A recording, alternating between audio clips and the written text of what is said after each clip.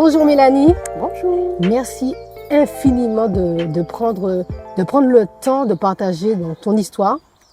Et donc avant de commencer, je veux que tu saches que en fait cet espace c'est le tien. Donc tu prends le temps qu'il te faut. Est-ce que ça te convient? Oui.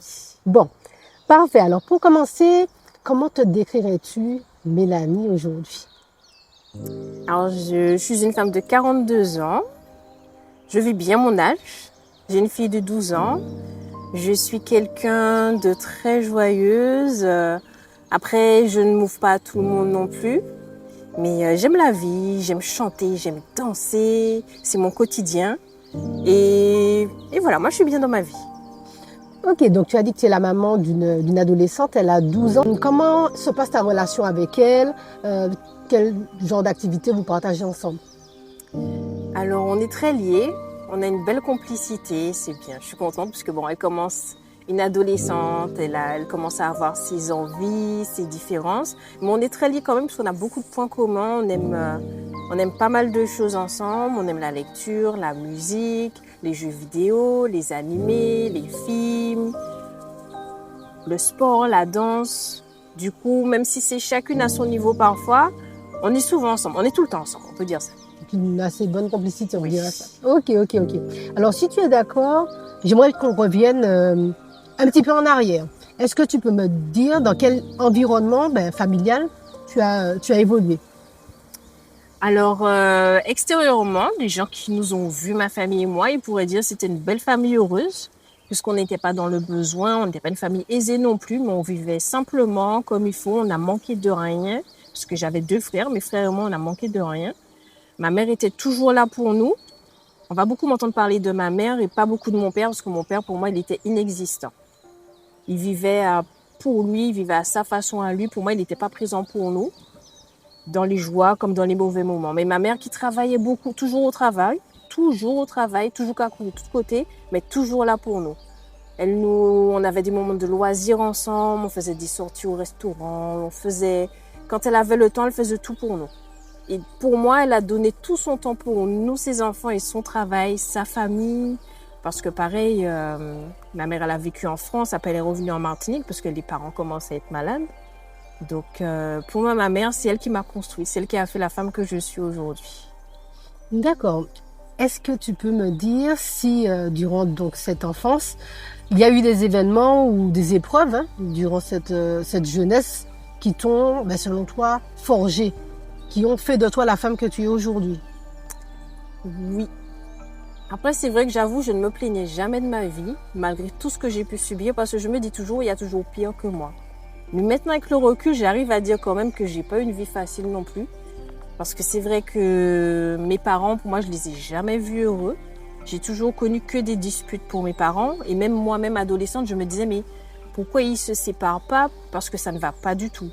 Qu'on aurait été plus heureux avec malheureusement une famille éclatée, on dira. Parce que déjà, moi, je passais tout mon temps, c'était avec ma mère. Mes frères et moi, c'était avec ma mère. Donc voilà. Après, mes frères, ils ont peut-être plus connu mon père comme ils sont plus grands. Ils ont peut-être eu plus des moments de complicité avant de revenir en Martinique, peut-être. Mais moi, je suis arrivée très jeune en Martinique. Et après, on a eu un drame dans la famille. J'ai perdu mon frère cadet très jeune. Il allait sur ses 19 ans. Et après, c'est possible que je me perde dans les dates parce que ça remonte à longtemps. J'allais sur mes 14 ans et ça a été une période très difficile, très compliquée. L'annonce même de son décès a été très dure. Très, très dure. Il était en France avec mon frère aîné. Ils faisaient leurs études. Et il est parti de manière très tragique, sans rentrer dans les détails. Ça a été très, très compliqué pour mon frère aîné. Et Ils ont un peu d'écart d'âge, c'est ça? très peu d'écart d'âge et ils étaient ok. toujours très soudés. Que Voilà, ce soit oui. ici, toujours à faire des activités ensemble et là-bas, toujours ensemble. Ils n'habitaient pas très loin l'un de l'autre. Donc, ça nous a donné un gros chagrin, une petite dépression aussi. Chacun à sa façon. Ma mère à sa façon. Mon frère à sa façon aussi, ça a été beaucoup plus dur pour lui. Mais on a dû continuer à vivre, puisqu'avec ma mère, on a dû s'occuper de mes grands-parents. Avec l'âge, ma grand-mère était Alzheimer. Moi, je l'ai toujours connue Alzheimer. Depuis petite, malheureusement, j'ai vu la déchéance de cette maladie. C'est une maladie très dure, très, très difficile pour la personne elle-même et pour l'entourage encore plus. Donc, je peux dire, hein, j'ai changé les couches de ma grand-mère. Mon grand-père a fait son AVC. J'ai dû l'aider aussi à aller soutenir ma mère. Ma tante qui s'occupait d'eux, qui est partie malheureusement aussi, une tante très chère à mon cœur. Elle me manque, parce que ça fait pas longtemps qu'elle est partie. Et j'ai toujours soutenu ma mère et c'était inné pour moi, c'était naturel. On allait, on s'occupait de mes grands-parents, on restait là, on profitait. On soutenait ma tante du mieux qu'on pouvait. Ma mère courait de partout, son travail, s'occupait de moi, mon éducation, l'école. Et en même temps, aller s'occuper d'eux. Mais moi, ça me faisait plaisir, c'était normal. D'ailleurs, ça me rappelle que parfois, ma mère, elle me disait, je t'ai empêché de vivre. Moi, je lui dis toujours non. Pour moi, c'était normal. Moi, c'était normal d'aller m'occuper de mes grands-parents. Je les ai perdus très tôt. À 25 ans, j'avais plus de grands-parents. Pour moi, c'était très tôt, ça. Ok, donc jeunesse se faisant, tu as grandi, tu es devenue une femme et du coup, bien, tu rencontres le père de tes enfants. Est-ce que tu peux me parler donc, de cette rencontre et notamment ce qui t'a attiré chez lui? Alors, le père de ma fille, je l'ai rencontré, j'étais déjà en France. Je discutais avec une copine du lycée avec qui j'étais restée en relation depuis longtemps. On se connaissait depuis le collège. Ma copine et le père de ma fille aussi. On était un petit groupe, on restait toujours ensemble après la cantine. On rigolait, on papotait, on vivait. Franchement, des classes différentes, tous des classes différentes, mais on restait ensemble. Et du coup, c'est sur MSN, on a commencé à discuter, à s'échanger de la musique. Parce que je ne sais pas si je l'ai dit, j'adore la musique. Reggae, raga, le dancehall, la K-pop maintenant, toutes sortes de musique, j'adore, j'adhère. Et du coup, on s'échangeait de la musique comme ça. Après, on va dire, le feeling, il est bien passé. Il y a eu des propositions. Et du coup, voilà, on a commencé à discuter plus longtemps. Après, à se voir le week-end. On habitait à des villes bien différentes, bien éloignées. Et puis, voilà, les choses se faisant, on a décidé d'habiter ensemble. Il n'a pas voulu descendre parce que pour lui, ça allait être compliqué de trouver du travail, tandis que moi, le métier que je faisais, c'était plus facile au niveau pour faire une mutation. Donc moi, je suis montée vivre avec lui. Et puis voilà, la relation s'est mise en place petit à petit. C'était pas ce que j'attendais au départ. J'avais des petits signes, on va dire, qu'il y avait des petits dysfonctionnements, mais je me suis dit, c'est la distance. Et puis, il travaille pas, donc peut-être que petit à petit, ça va se mettre en place. Mais on n'a jamais eu... Je sais pas si je peux dire que j'ai vraiment été heureuse. J'ai eu des moments de bonheur, ça c'est sûr, sinon j'aurais pas eu ma fille. Mais ça a été très compliqué. Ça a été très compliqué parce que dès le départ, la relation, elle a pris une mauvaise tournure pour moi. Comment dire? Mauvaise tournure, j'ai eu beaucoup de pression psychologique. Plus tard, après, il y a les violences physiques qui sont arrivées, mais j'ai eu beaucoup de pression psychologique, beaucoup de violences verbales. J'ai été enfermée, en fait, sur moi-même. J'ai plus eu le droit de voir mes amis, de voir ma famille. J'ai plus le droit de faire du sport. Parce que je faisais tout le temps de la danse. Toute ma vie, j'ai toujours fait du sport et j'ai toujours fait de la danse. En étant à la fac, j'ai fait de la danse. Avec mon travail, je faisais de la danse. Et là, j'ai dû tout arrêter. Tout arrêter. Chaque fois, il y avait toujours une excuse. Et en fait, je sais pas dire s'il m'a conditionnée ou je me suis conditionnée, en fait. Et chaque fois, je faisais tout ce qu'il disait. Si jamais, quand je voulais montrer mon caractère pour dire que c'était pas bon, que moi, je suis pas d'accord avec ça, comme la première fois que j'ai pris un coup, on rentrait chez nous, on était à pied, on n'avait pas de voiture en ce temps-là, et je lui disais, on a des soucis financiers parce que malheureusement, on a toujours eu des soucis financiers. Avant, j'avais aucun problème, j'étais toujours bien. Et puis, je me suis retrouvée comme ça, un peu du jour au lendemain, avoir des gros soucis financiers et devoir gérer un petit peu tout. Parce que moi, mon travail, je l'avais dit continu, et lui, c'était des petites phases de travail. Et puis, très dépensier aussi. Très, très dépensier, ne pas voir les priorités, ou moi, au contraire, je voyais le budget à gérer, c'était droit, c'était carré. Et du coup, moi, j'ai dit j'allais faire des heures sup. Je lui laissais l'argent pour vivre, manger, et moi-même, je mangeais moins. Je me rappelle, mes collègues se moquaient de moi parce que parfois, je mangeais des paquets de travail. Et du coup, je lui ai dit, je vais faire des heures sup parce que là, il faut payer le loyer, etc. Donc, je fais ce que je veux. Puisqu'il ne voulait pas, je lui ai dit, je fais ce que je veux, je vais faire des heures sup. Et en fait, du coup, le coup, il est parti comme ça. Les lunettes ont volé. Je me rappelle que j'avais saigné un petit peu. Je ne l'ai pas vu tout de suite, ça. J'ai ramassé mes lunettes et j'ai pris une autre route. J'ai pris une autre route, je me suis dit non, je vais pas rentrer. Mais après, en marchant, je me suis dit mais où tu vas aller? Parce qu'à l'époque, je parlais pas du tout comme ça. Ce que j'ai vécu, je n'en parlais pas du tout. J'en ai parlé à personne pendant des années. Il y a des souvenirs qui me reviennent, même au travail. Parfois, on me disait mais t'as un œil rouge. Hein. Qu'est-ce qui s'est passé? Ah, je me suis fait mal. Parfois, j'avais une petite marque, du coup, je camouflais. On me disait qu'est-ce que tu as? Je disais j'ai froid, je mettais une écharpe, des petites cicatrices, mais je répondais jamais, je disais jamais. Je sais pas si les gens ont vu, mais personne ne m'a jamais rien dit à ce sujet. En tout cas, je parle, mon entourage le cachait, en tout cas, mais au travail. Et ça a commencé un peu comme ça. Les violences ont continué comme ça. Si moi, je me posais pour dire je suis pas d'accord, ben ça passait pas. Mon opinion ne passait pas. Et ta fille, au milieu de ça, comment ça s'est passé? Puisque vous l'avez eu entre-temps, c'est ça? Oui. Voilà. Et du coup, elle, au milieu de tout ça, comment... J'essayais toujours de la préserver. Après, il faut se dire aussi que les actions violentes ne se faisaient jamais devant tout le monde, ni devant la famille ou les amis qui venaient. Parce que moi, malheureusement, je sais pas, fallait plus que j'aille voir ma famille, ni mes amis, il fallait que je reste à la maison, etc. Donc, lui, il profitait quand même, il vivait. Ça, c'était pas un souci pour lui. Mais ma fille, j'essayais toujours de cacher. J'espère qu'elle n'a pas vu, parce qu'on s'est séparés 2 fois. On s'est remis. Ça a été mon erreur de me remettre avec lui pour me dire que ma fille serait plus heureuse, mais ça l'était pas. Quand j'avais déjà, avant qu'elle ait 2 ans, avant qu'elle atteigne 2 ans, je m'étais dit ça va pas du tout, on peut pas continuer comme ça. Ma fille commence à avoir parfois des petites bousculades. Faut que je la préserve, faut que je me préserve aussi. Tu craignais déjà pour ta sécurité et pour la sienne, en fait. Oui. Et qu'est-ce qui t'a décidé, en fait, à rompre, finalement? Son comportement, j'ai eu un gros drame dans ma vie encore. Avec ma mère, on a perdu mon frère aîné, qui était en dépression depuis la mort de mon frère cadet. Il s'en est jamais remis, même si on s'en remet jamais, même moi je m'en suis jamais remise vraiment. J'ai pris beaucoup d'années, plus de 10 ans pour accepter vraiment que mon frère cadet ne reviendrait pas. Parce que moi je l'ai pas vu, pour moi il était encore là quelque part.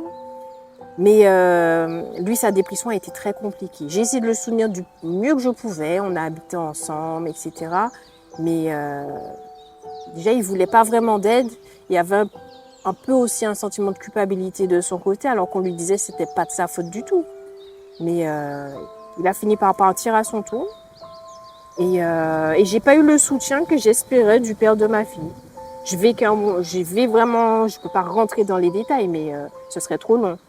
Mais la façon que ça s'est passé quand j'ai perdu mon frère aîné, j'ai dû gérer avec ma mère, j'ai dû gérer ma fille en même temps, m'occuper d'elle. Et j'ai eu des reproches, j'ai eu du rejet, je dirais. Comme si j'avais pas à souffrir de la disparition de mon frère. Après, avec le père de ma fille, c'était toujours, il est dans les extrêmes, super énervé, il me rabaisse comme si je suis vraiment la pire chose du monde. Et puis après, il va revenir, les bras ouverts, gentil comme un agneau, des cadeaux, etc. Au début, j'acceptais, après, j'acceptais plus et ça passait mal. Du coup, moi, je lui ai dit, ça va pas, on stoppe. On est restés séparés quelque temps. J'ai fait la bêtise de me remettre avec lui, pensant que ce serait mieux pour ma fille. Mais ça repartait pareil à chaque fois.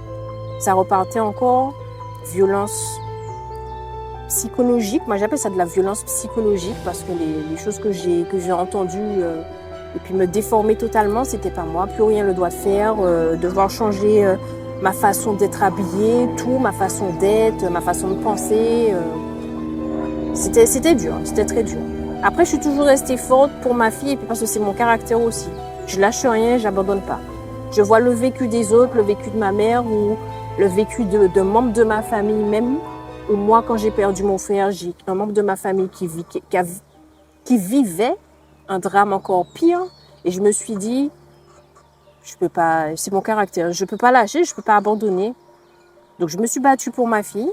On s'est reséparés encore une fois. Là, c'était plus compliqué parce que la situation était devenue très difficile. Quand j'ai dit ça va pas, on se sépare.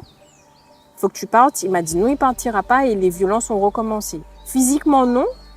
Parce qu'avec les années, je savais quel geste adopter pour éviter de prendre des coups.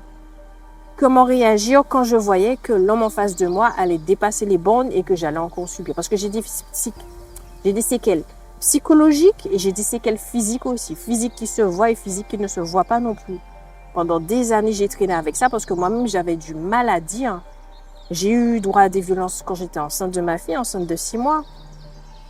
Et quand il y a eu l'acte de fait, c'est pareil, c'est parce que j'avais dit, normalement, je devais rester alitée. Et j'ai dit, je fais ce que je veux, je vais nettoyer le congélateur. Et c'est parti en cacahuète. J'ai été à l'hôpital, parce que comme j'étais enceinte, savoir si tout allait bien. Et j'ai pas su dire que c'est parce que j'ai eu des violences.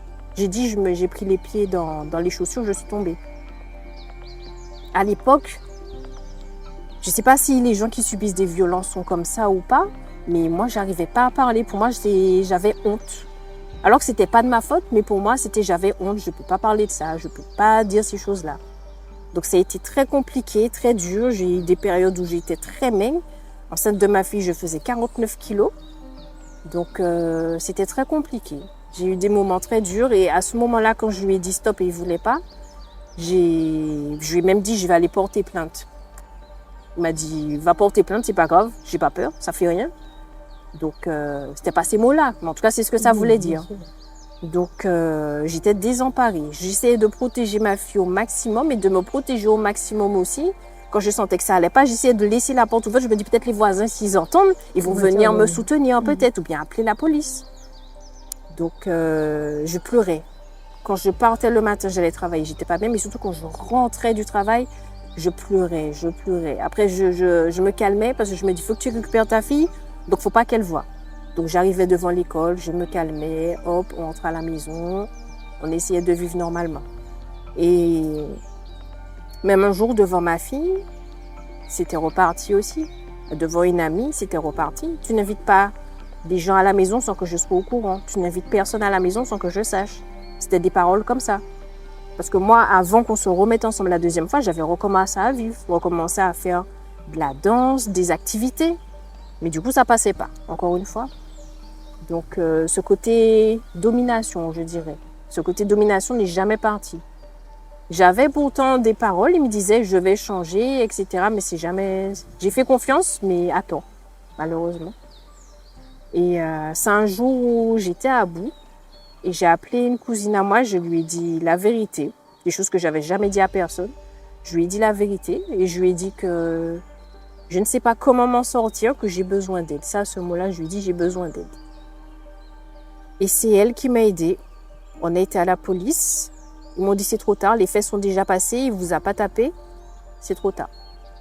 J'étais encore plus désespérée. Ils m'ont dit ils peuvent me mettre à l'hôtel quelques jours, mais c'est tout ce qu'ils peuvent faire. Après, j'ai déposé une main courante. Du coup, ils m'ont dit de déposer une main courante. Et il y a une parole qui m'avait marquée. Il m'avait dit laissez-le vous taper et nous, comme ça, on va venir le chercher.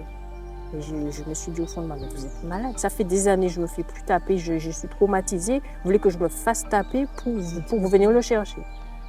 Donc j'étais désemparée avec ma cousine. Elle a vu que je n'en pouvais plus. Elle-même, ça m'a fait de la peine parce qu'elle-même, elle pleurait aussi avant ma détresse. Et c'est elle qui, forte de son caractère, parce qu'elle n'a pas eu un vécu facile non plus, qui est venue. Non, elle m'a dit, je viens avec un tel, on prend tes affaires, on y va. Et du coup, ma mère était là sur cette période. Donc, j'ai une amie qui est venue m'aider, une cousine. J'ai 2 cousines, une amie et ma mère qui m'ont aidée. On a pris mes affaires, les affaires de la petite, et on s'est enfui, on est parti. J'ai été hébergée chez une autre cousine. Et ça m'a sauvée. Franchement, c'est elle qui m'a sauvé la vie. Je le dis de temps en temps. Ma fille adolescente, là, parfois, quand on en parle, elle me dit, tu te souviens quand on était à l'AMT, parce que c'est comme ça qu'on appelait la maison temporaire où on était. Je disais, c'est la maison temporaire, c'est pas notre vraie maison. Je suis en train de chercher une autre maison où on va habiter. Papa, il va rester dans l'ancienne maison et nous disait l'AMT. Donc, ça a été une période compliquée, mais pareil, je suis restée solide pour ma fille aussi, pour moi-même et pour ma fille. Et ça s'est passé, elle avait donc quel âge parce que vous êtes séparés depuis? Elle avait entre 5-6 ans parce qu'elle était au CP. Ok. Elle était au CP et je regrette, par contre, de ne pas avoir dit à ma mère ces choses-là. Parce qu'en étant maman, on se rend compte comment on est là pour son enfant. Moi, je suis là pour ma fille. Ma fille, c'est toute ma vie. Je lui ai déjà dit, je mourrai pour toi s'il le faut. S'il faut te sauver toi pour que tu puisses vivre. Je lui ai dit, moi, j'ai déjà vécu 40 ans. Toi, tu n'as vécu que 12 ans de ta vie. Tu as plein de choses à vivre, à découvrir encore. Donc, n'hésite pas, la moindre chose que tu as à me dire, de me dire. Parce que moi, si j'avais dit à ma mère plus tôt, mais je ne voulais pas lui faire de la peine non plus. Je ne voulais pas la peiner. Même si je n'arrivais pas à dire ces choses-là non plus. Mais je suis sûre, j'aurais dit, maman, je souffre de telle façon. Elle m'aurait sauvée tout de suite. Et je n'aurais pas autant de séquelles. Parce que moi, quand j'étais jeune, ça m'est arrivé de dire à ma mère, par rapport à mon père, je ne vais pas me marier. Moi, je ne veux pas me marier. Si c'est ça, avoir un homme, je ne veux pas avoir d'homme. Et ma fille, elle me l'a dit une fois. Ton cheminement personnel, tu en es où aujourd'hui?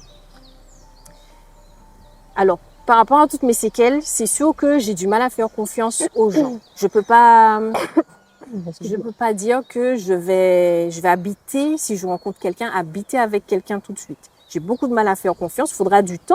Mais si la personne que je rencontre me comprend par rapport à toutes mes blessures, parce que j'en parle facilement maintenant, donc j'hésiterai pas à lui parler de mes blessures pour qu'il sache pourquoi parfois je vais avoir telle réaction au lieu d'une autre.